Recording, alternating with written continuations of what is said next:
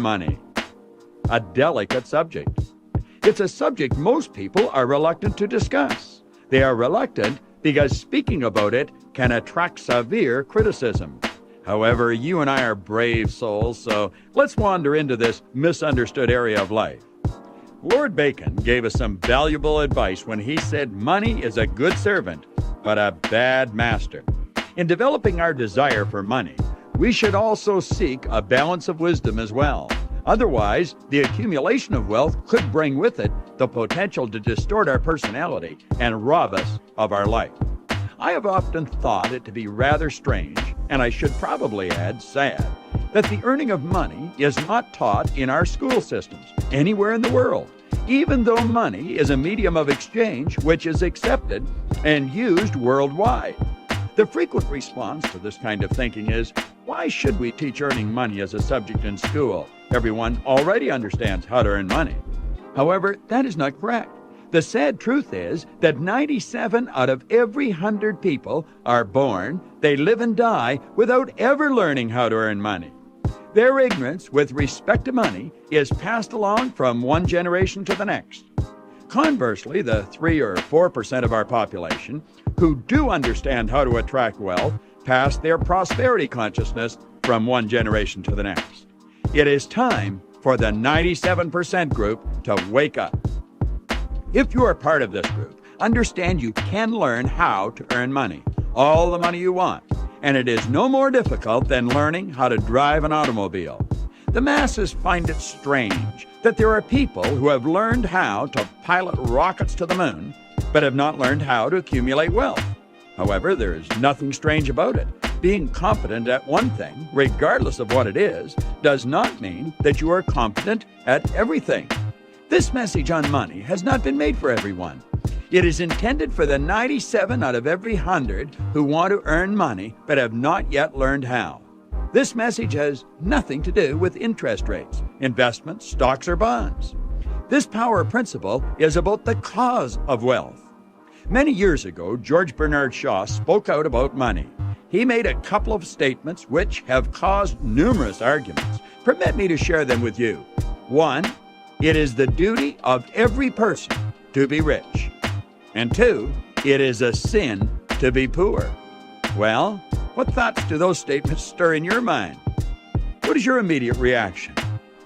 So much time has passed since I first heard those statements, I do not remember if I reacted to them or if I sat back and objectively thought about them, wondering what Shaw meant. I probably reacted. Most people do. My reaction was very likely negative as well. I don't suppose it matters how I reacted since it was 20 or 30 years ago. However, you must admit, these are two very powerful statements. Statements you and I should understand if we are interested in earning money, especially if we are interested in earning money. Before we reject these statements as being ridiculous, analyze them. Let's listen to those two statements again and attempt to understand them. 1, it is a sin to be poor. 2, it is the duty of every person to be rich. To properly understand what Shaw was saying, you must first have an open mind. Second, you must remain objective. And third, you definitely will require some understanding of the natural laws of the universe. These laws are frequently referred to as divine laws. One of the basic laws you must understand is the law which states, everything is moving, absolutely nothing rests. You are either moving ahead in life or you're going backwards. It's grow or die, create or disintegrate. You are becoming richer or poorer. Now there's a second law which is referred to in many different ways. Karmic law, sowing and reaping, cause and effect, action, reaction. How you refer to this law is of little importance, but the understanding of how it works is vitally important. The thoughts, feelings, and actions that you express in life are the seeds that you sow. The conditions, circumstance, and things that come into your life is the harvest you reap as a result of the seeds that you sow. Hold those thoughts for a moment while we investigate the deeper understanding of the words sin and money. Sin is transgression of the law.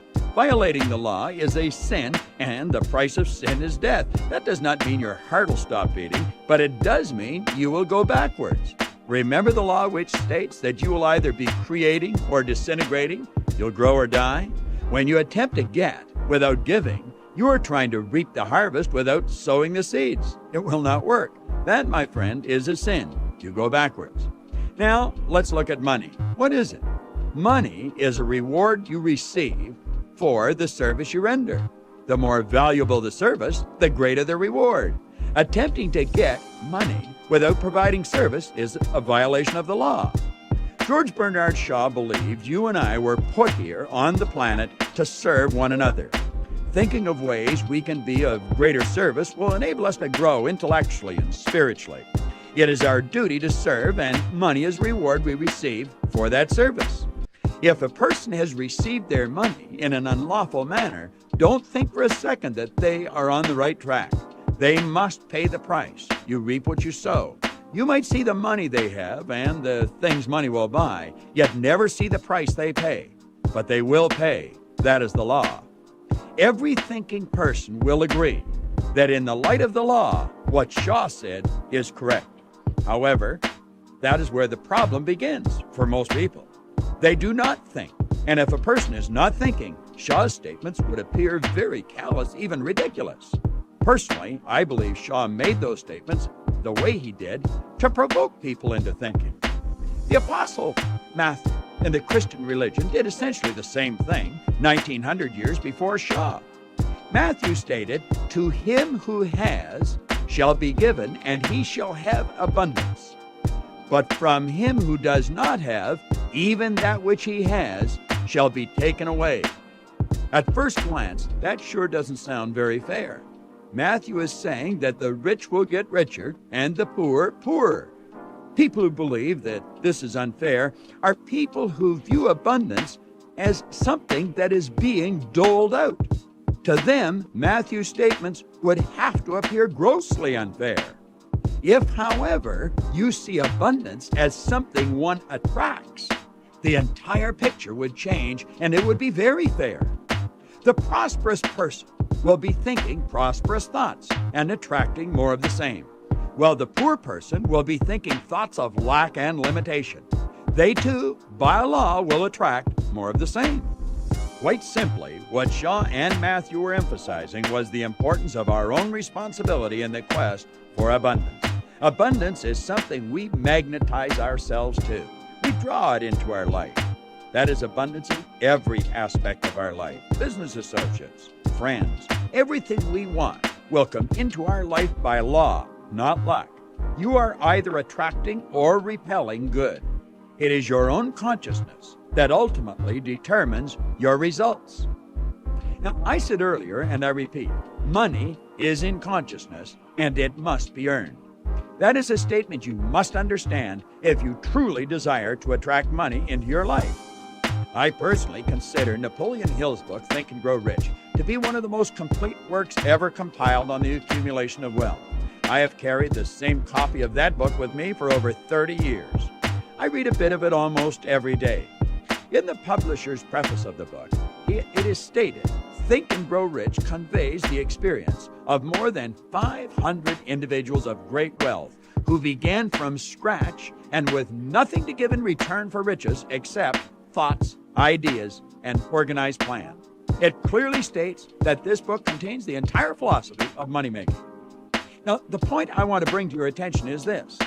Think and Grow Rich has 15 chapters, and not one of those chapters is titled Money. In fact, the word money is not even mentioned in the title of any one of the chapters. The last chapter has 8 words in it, but money is not one of them. Why do you suppose none of these books talk about money when the purpose of the book is to assist the reader in accumulating wealth? They do not talk about money for the same reason a farmer does not spend time explaining how to bring in the harvest when he is teaching his son how to plant a seed. There is a season for sowing and there is a season for reaping, but you never do both in the same season. Be quiet and listen carefully to what I am going to say. The paper you fold and place in your purse or pocket is not money. It is paper with ink on it. It represents money, but it is not money. Money is an idea. The earning of money has nothing to do with this paper stuff. It has to do with consciousness. That is precisely why all of these great authors who wrote books, which people claim helped them earn millions of dollars, never wrote about money. You must become very comfortable with the idea of money. Now, that may sound strange. However, most people are not comfortable with money, which is why they do not have any. Listen carefully to conversations about money. Most people will apologize or give some form of justification for wanting money, if in fact they will even talk about it. The average person's face will change color and their behavior will change when a serious conversation arises about earning money. None of this is so with wealthy people. Wealthy people are aware that money is a medium of exchange and they treat it as such. They respect it, they feel very comfortable with money, and they are quite at ease talking about money. They keep money in its proper place. They remain the master, and money remains the servant. When wealthy people experience a financial problem in their life, which is not uncommon, they possess the wisdom to focus on the cause of the problem. They make the mental corrections required and proceed. You rarely ever hear a wealthy person talking about their financial problems. Do you know why that is so? The obvious answer is that wealthy people don't talk about financial problems because they don't have any financial problems. This area of life is no different than any other area of life. The truth is rarely in the appearance of things. Wealthy people have more financial problems than poor people will ever dream of having. How could a poor person have money problems? They rarely have any money. Money is not the poor person's problem. Lack of money is their problem. If you want to solve a problem, you must attack the cause of the problem. The cause of poverty is poverty consciousness. The poverty consciousness causes a person to see, hear, smell, think, and feel lack and limitation. Listen to the conversations of individuals with a poverty consciousness. Lack, limitation, and tough times are all they talk about. That is all they talk about because that is all they think about. And that is all they think about because they have a poverty consciousness. Their thoughts, feelings, and actions are the seeds they are sowing. As you sow, so shall you reap. Their harvest is one of lack and poverty. Their harvest is the results in their life. The results are expressed in their physical health, their bank account, and their social life. These poor souls see with their physical eyes their physical problems. It's Poorsville for them. Their results control them. They keep planting the same seeds and keep reaping the same harvest year after year. Soon they accept this as their lot in life. Then they think, why should I expect more? No one in our family has ever had more. We have always been poor. It's not our fault. It's the government's fault. They should give us more. They should take it from the wealthy people and give it to us. They will never use all they have. It's just not fair. Now, the wealthy person has a prosperity consciousness. They understand there is an infinite source of supply. They are acutely aware of the fact that if they are experiencing a problem with the harvest, if there is not sufficient or more than enough harvest to meet all of their needs, they are the cause of the problem. Perhaps they have not properly prepared the land, sown sufficient seeds, or sown seeds in enough fields. They loathe lack and limitation. They demand the abundant, good life, which is their birthright. And when they experience any less, they take full and complete responsibility for their position. Blame is not part of their way of life. They will not talk about lack because their prosperity consciousness will not permit it. They know that talking about lack is sowing seeds for more of the same. They immediately begin to brainstorm with other individuals who have a prosperity consciousness about other crops they want to harvest in the future and where they should begin sowing. Mike Todd, the famous movie maker who died years ago, once said, "Being broke is a temporary situation. Being poor is a mental condition." He was correct. There are wealthy people who lose every cent they have through a series of mistakes in judgment. That does not make them poor. They will have it all back in a short time because of their prosperity consciousness. Study research which has been done on poor people who win lotteries. In a short time, they have nothing left. Money cannot stay with a person who has a poverty consciousness. And by the same law, money cannot stay away from the person who possesses a prosperity consciousness. If you have any question in your mind regarding where your consciousness is, it is not difficult to find out. Be very honest with yourself and look at your results. Study the patterns in your life. Now, from this point on, our focus is to create a higher prosperity consciousness and to prepare for the abundant harvest. Begin by preparing a powerful, positive affirmation and fuel it with emotion. When you do this, you are depositing this creative energy in the treasury of your subconscious mind. By repeating this process over and over and over again every day, it will begin to mentally move you in the direction you want to go. Write it out, read it, feel it, and let it take hold of your mind. Now let's get serious. How much money do you want? Saying I want more is not good enough. $5 more is more. How much more? Decide on a figure. You should have the amount of money you need to provide the things you want, to live the way you choose to live, whether you are working or not. Now, you will not seriously want more money than you are capable of earning. But remember, you must earn it. FG plus E equals I. That is a formula you can use to become financially independent. I will repeat the formula for you and listen carefully. FG plus E equal I. The FG represents financial goals. The E represents expenses. The I represents income. So you set your financial goals, you add to that your expenses, and then you have the figure that you want to earn. Now, arriving at answers to some of these questions will probably take time. You're not going to answer them in 5 minutes if you answer them properly. When you seriously consider the positive impact this formula can have on your life, you will realize that it most certainly deserves whatever time it takes. The FG establishes your financial goals. How much money do you want to have in 1 year, in 5 years, in 10 years? There are only two ways to earn money. One is people at work and the other is money at work. You should be employing both if you want to be financially independent. What you're actually saying is this: I want to have enough money working for me to provide the income I will require to live the way I choose to live. Now, what you have just covered may cause you to think that you're going to have to quit your present job because you cannot see yourself earning the amount of money you require in your present position. Although that may be true, it does not have to be true. The most important consideration about your daily work is that you love what you do. The amount of money you earn is not the most important consideration.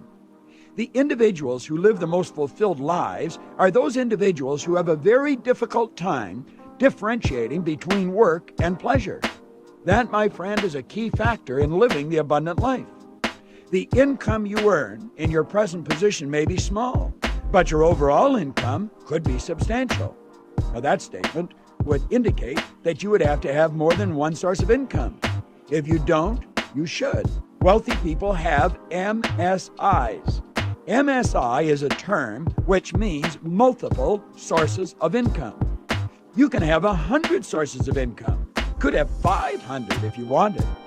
You can even hire people to manage them. Multiple sources of income does not mean multiple jobs. That concept generally leads to an early grave. Multiple sources of income means exactly what it says. The idea that you must work harder or longer hours to earn more money is a myth. It is a concept which is believed and perpetuated by people who are generally very tired and without money. That could represent you or possibly someone you love. You must understand that most of the really wealthy people do not work very hard. They generally love what they do, and they have income coming to them from many sources. It is not difficult to set up multiple sources of income. Anyone can do it. A single mother raising children on her own can set up numerous MSIs. Once you have determined how much money you want to earn, write this amount on a sheet of paper in large figures. Look at the numbers with the dollar sign beside them and tell yourself over and over again, that amount of money is an effect. It represents a reward I want to receive. What service can I render that would be deserving of that reward? Now, you can take the total figure and divide it into multiple parts. Each part would represent a source of income. Each source of income represents a separate reward that you would receive for a service you would render. Work on one at a time. Each one can become an exciting part of your life. What you are actually doing is thinking of different ways you can be of service to others. You must remember that money is a reward we receive for service rendered. When you understand this basic law, you will understand that the only time you must think about money is when you are deciding how much you want. From that point on, your entire focus, intellectually, emotionally, and physically, must be directed towards providing service. Think of how you can do whatever you are doing more effectively. Think of how you can improve on the quality and the quantity of service that you are rendering. Think of how you can help the people you are helping in a greater way. Remember, money is the ultimate servant. With money, you can provide service in 1,000 places at the same time. The more money you earn, the more you can help others. Remember this: poor people have a poverty consciousness. Wealthy people have a prosperity consciousness. A poverty consciousness will cause you to think and experience a lack of money. A prosperity consciousness will bring you great wealth. To develop a prosperity consciousness, follow the instructions you have been given. Decide exactly how much money you want. Break it into parts. Then forget the money and give all of your attention to providing service. The money must come. Ralph Waldo Emerson said something rich with truth when he stated, "The law of sowing and reaping was the law of laws." Find out what other people want and help them get it. Keep repeating your affirmations until you become truly comfortable with money. A prosperity consciousness will attract to you abundance, and abundance is your birthright.